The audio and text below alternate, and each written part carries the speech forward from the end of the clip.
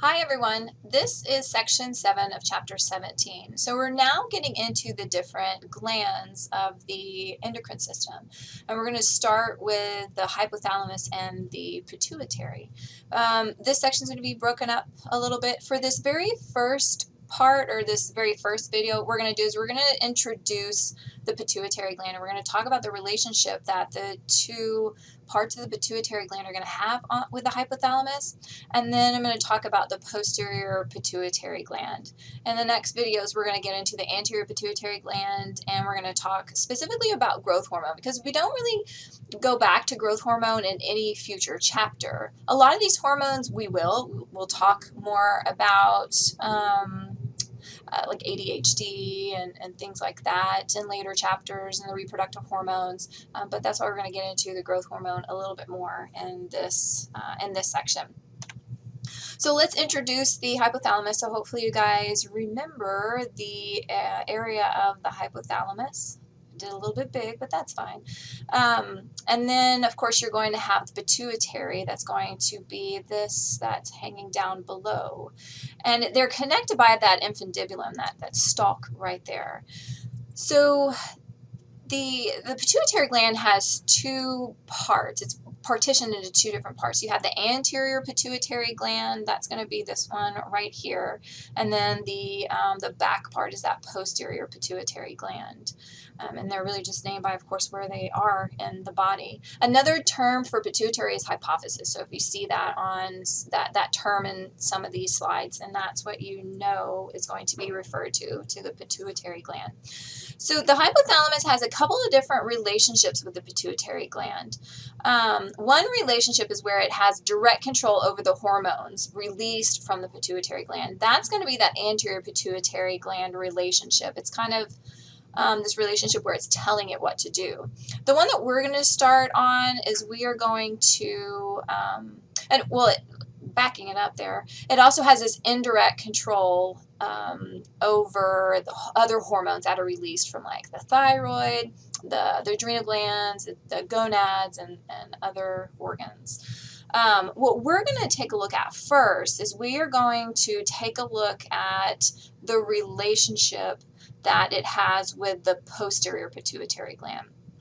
And that is going to be kind of more of a buddy relationship, I like to say. So the posterior pituitary gland, also called the neural hypophysis. And the reason why is because it's known as the neural part of the pituitary gland. You see how there are going to be these nice neurons that are going to start in the hypothalamus. You have these big nuclei. Don't worry about the different nuclei that is going to produce each of the hormones. But you have these nuclei that are going to produce these hormones in the hypothalamus, and they are going to actually travel down that neuron, and then they are going to be released into that posterior pituitary gland. And this is called a hypothalamo-hypophyseal tract. That is quite a term right there. But they are connected by these nice network of neurons, and it talks about how they're unmyelinated. But basically what you have is you are going to have those produced there, the hormones produced there. Let's take a look at how the anterior pituitary, now we're not going to get into the anterior pituitary as far as the hormones yet, but we're looking at the relationship with the hypothalamus and the pituitary. So this is looking at the anterior pituitary, and it's actually connected by a nice capillary network, or a portal system. This hypothalamo-hypophyseal portal system, it's going to be this nice network that connects the hypothalamus to the anterior pituitary. So you have these veins that are going to, you have a primary plexus, as you can see, that's found up here kind of surrounding that infundibulum, and then you have this secondary plexus that's going to go and surround that anterior pituitary. And the primary plexus is basically going to drain and be transported into the secondary plexus. Really what's happening is it's moving the hormones down draining it, bringing it from the hypothalamus to that anterior pituitary, and then eventually, of course, that those that are secreted from the anterior pituitary need to get into the bloodstream as well. So if you take a look at the two under the microscope, which is one thing that you guys will do when you are looking at APR, you're going to notice that with the pituitary gland, you're going to have kind of a lighter portion and you're going to have a darker portion. And the darker portion is going to be that anterior pituitary. And the reason why, it's because of this really rich network that it has. I'm not saying that the posterior pituitary doesn't have any capillaries around it. It has to, so it can, because the pituitary gland is the posterior pituitary gland is going to secrete hormones to get into the bloodstream, but this just has a richer network because it relies on this portal system to have that nice connection between the hypothalamus and the anterior pituitary that way. So the anterior pituitary is going to look darker and under microscope slides. Then the neurohypophysis, or the posterior pituitary, is going to look lighter because it's going to have the network of neurons there. So let's first take a look at this relationship of the hypothalamus and posterior pituitary gland.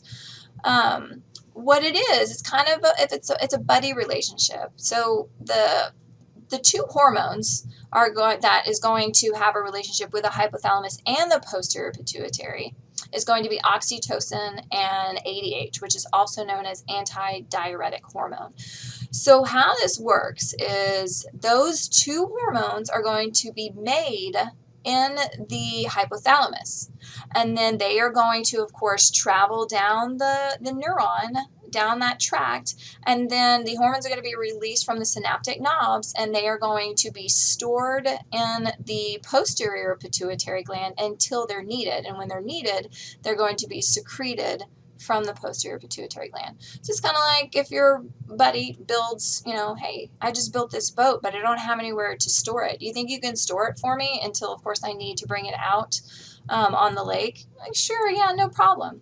So they have a nice little buddy relationship there.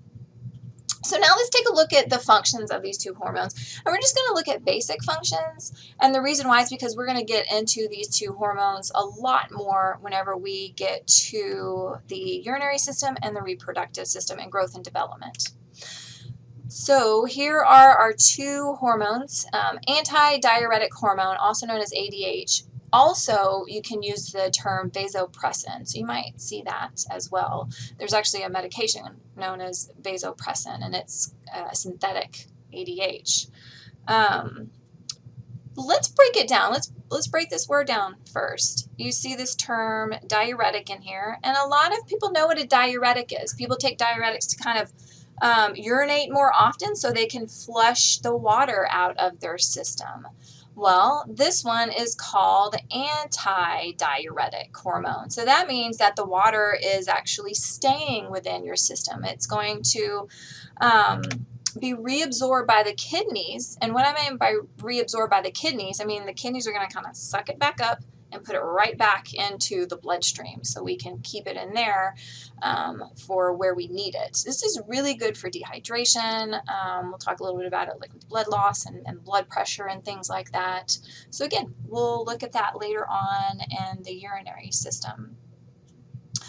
Let's take a look at oxytocin. Oxytocin also has several functions. The two that we're going to list here are mainly for females, but males do secrete oxytocin. Obviously, they're going to be a little bit different in what they do. One of the things that they do with both males and females is it's kind of known as the love hormone. So anytime that you have human contact or you hug someone, then you kind of release this oxytocin that's supposed to give you a sense of well-being and a sense of comfort and love towards that individual. So, but let's take a look at what effects it has on females. With females, a couple of targets for females is going to be the uterus and the mammary glands. So whenever it targets the uterus, whenever it's called upon, it is going to stimulate uterine contractions, and that's going to help with childbirth. We'll talk about that later on. Whenever it goes in and the target is mammary glands, it's going to cause milk ejection or milk release, milk secretion. I guess it shouldn't. Secretion is not the best word to use, maybe, but milk ejection is probably the best term to use in that case. Males do produce it, and it does help with some smooth muscle contractions through the ducts and the reproductive organs. But again, we'll talk about that in the reproductive system. So the next video that you guys are going to look at is the anterior pituitary, and it's going to get into a little bit more detail, not in more detail, sorry. It's just going to get into more hormones. That's what it is. Posterior pituitary is easy because there's 2 hormones. The relationship's pretty easy peasy as well. Lots more hormones in the anterior pituitary. So until next time.